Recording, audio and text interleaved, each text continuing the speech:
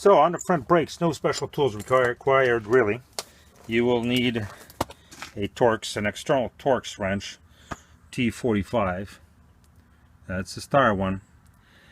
Metric size obviously, so T45. You'll need a nice little flathead screwdriver, and that's just to remove the front slider covers. There's one at the top, one at the bottom right there. And then you're going to insert your T45 in, break it open, remove the two slider bolts. I'm going to cheat and go faster route.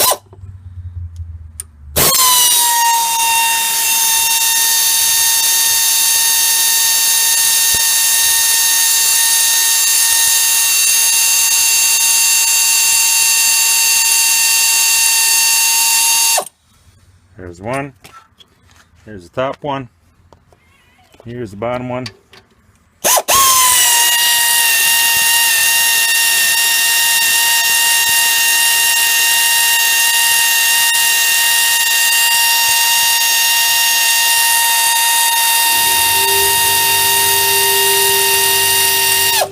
There we go. And there's the compressor that kicks on at the same time. Let me go shut that one off. But here is one of the sliders, both sliders actually, you got two. Okay, these are, well, they've got some anti-seize on there, but as you can see, it's whoever did the last service did a long time ago. So we're going to clean these guys up and remove the old anti-seize, get them all nice and shiny again, come back and put on some of this. Where is it? There you go. There we go, the anti-seize. We're going to coat these guys with a nice thin coat.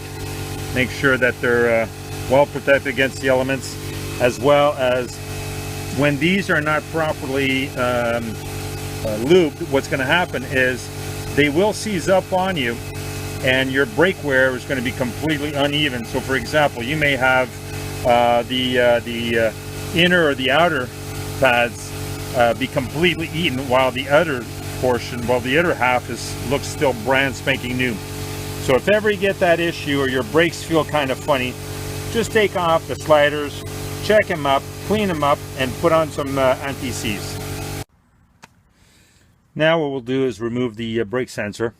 So when your brakes get kind of skinny or thin, this is the sensor that's going to alert you, and you'll get a code or you'll get a light on your dash. As simple as that. So tiny little hole right in there that this goes in, okay, right in there, and then it sits in between two holding plugs, and this just pops right in there. Very easy to take out and put back in. So don't pull on the wire. Get yourself a pair of needle nose pliers and just grab it and gently pull out. Don't yank on it. You don't want to be breaking anything that you don't want to be replacing after. So next step, we're just going to move the camera around. Come over here, and we're going to move the retainer spring. Simple enough. There's a little side hole right in here. Just put on your needle nose pliers and then just pull out. And the same thing with the bottom one. That's it. So there's only one way it can fit in. Not pretty straightforward. Back at this angle again. Right now all you're going to want to do is just lift and pry. Lift and pry. And this will come right off. There we go. So let's just sit this here for a second. And what you want to check is on your rotors, you want to make sure that there's not a lot of rust and that there's no groove. So when you pass your fingers up and down on it, you shouldn't be feeling any ruts or any deep grooves in it. Same thing on the inside. This side, very good actually. On the driver's side, they were terrible. So we have to advise the owner to change those. As far as the thickness of these pads, they're still pretty good. They should last till another 5,000 miles, another 5,000 miles I would guesstimate on this here. If you want to take them off, just pop these, see, just pry them behind. This is your piston right here, okay? And now, reminder, this is a Canadian car, and this owner does drive her car in the wintertime. So yeah, there'll be rust. There is some uneven wear. So somebody changed the pads. Somebody changed the rotors, but didn't bother changing the pads, because these grooves are not on in here at all. There's no matching of that.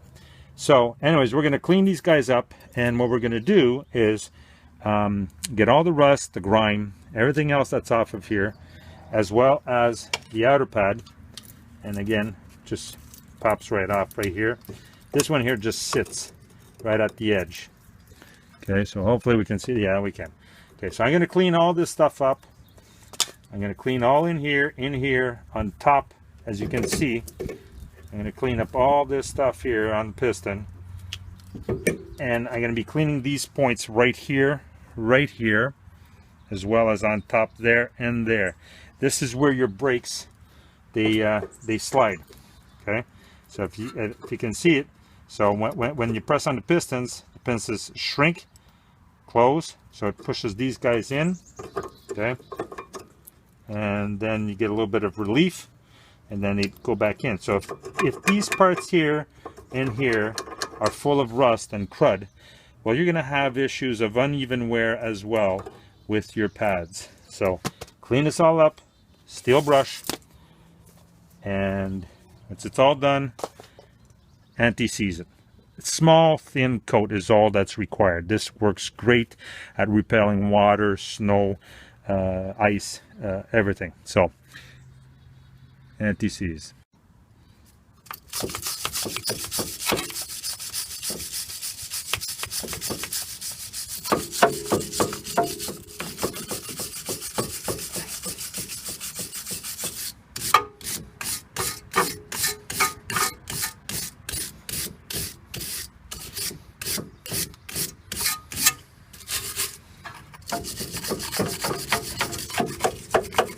This side as well, in there, in here.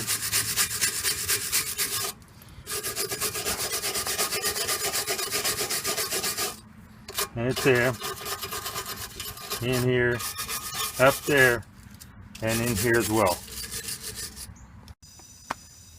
After looking at all the parts, it's pretty good, as I said.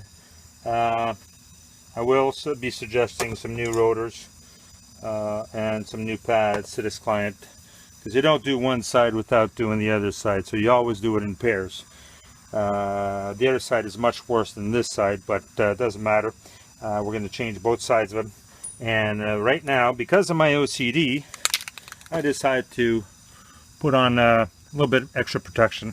I cleaned off the parts as best as I could, and right now I'm just going to add a little bit of caliper paint on these guys here, just a thin coat. So just to add a little bit of color and style, as well as some rust protection. So I'm not going to show you how to paint, because that's pretty straightforward. Just make sure you cover all your parts properly, and not to worry in here where the sliders are, because we will be getting some anti-seize that'll be going in there once this all dries up. Okay, so back in a few.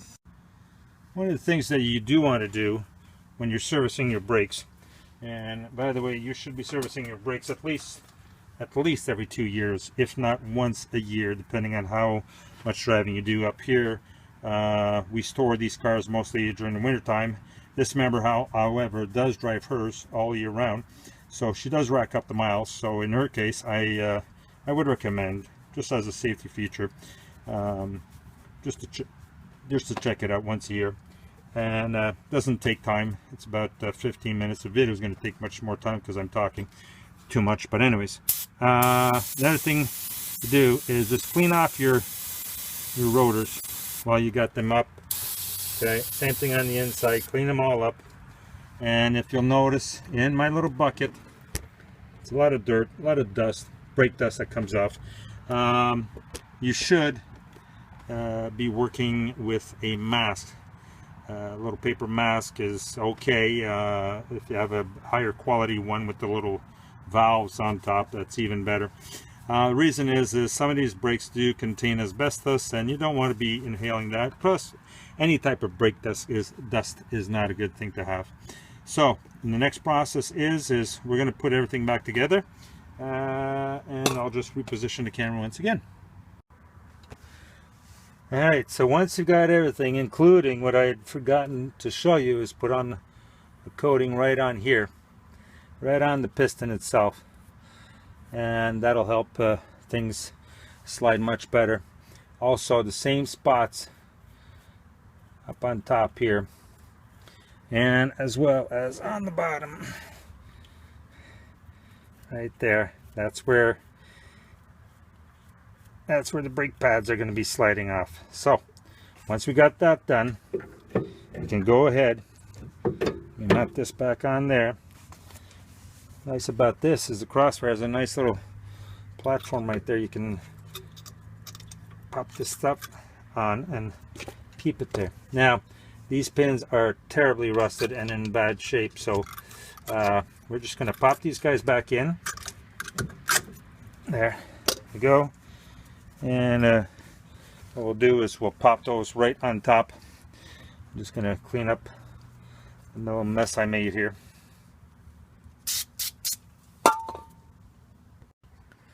Okay, so now that that's ready, grab everything. Oh, you may have to squeeze the piston back in. And what I mean by that is sometimes as you're working on it, the piston starts sticking out and you try putting everything back in and it won't fit. So grab yourself a big pair of channel locks. Can you see that? No. There. Okay. Pair of channel locks and gently squeeze in. And I mean gently. Don't over squeeze. Just bring it in a little bit. There we go. Now put your pads back in.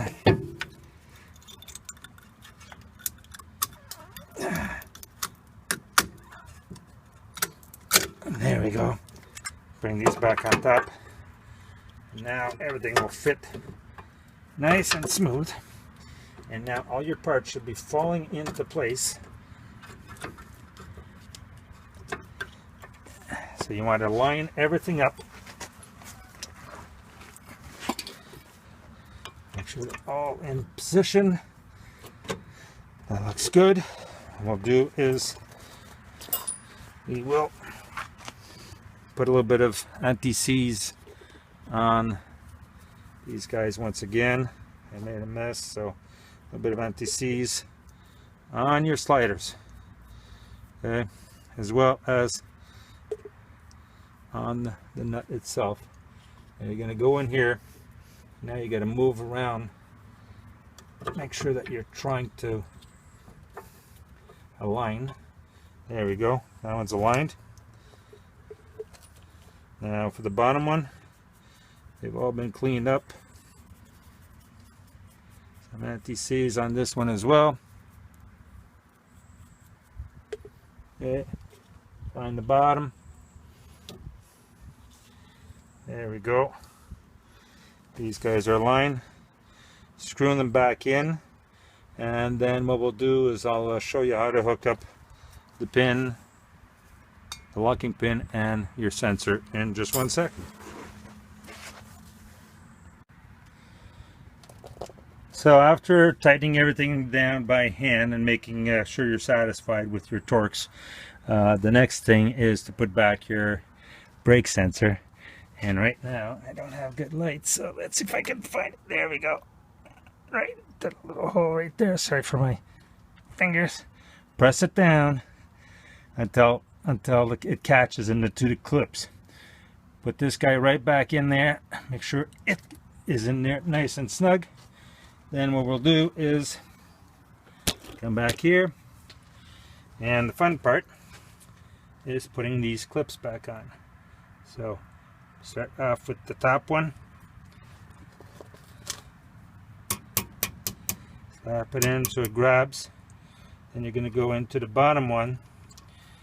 Okay, so you see how it goes? It just sits there. Okay, this guy just sits against this right here, clips into there, and then this one here will this portion here will sit against here, and this pin here will go into this hole. So we'll make it start a little bit down there.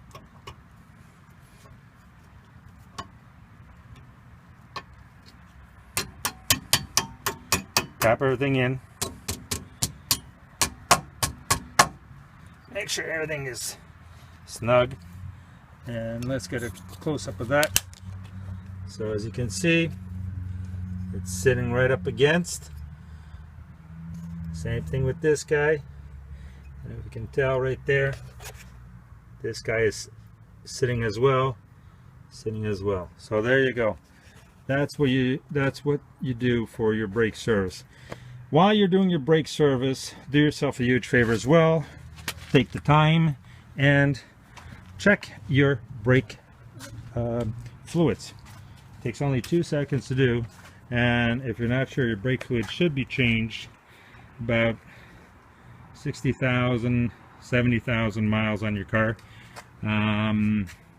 Depending on where you live as well. If you're in a very hot climate, well then your brake fluids will heat up a lot more, and they can even boil at certain temperatures. So anyways, take a look at it, and it doesn't take much to change the oils on this as well. So as far as I'm concerned, safety first. Hope this helped out, and more to come. I'll be doing the rear brakes at another time. Too dark right now, and I'm hungry.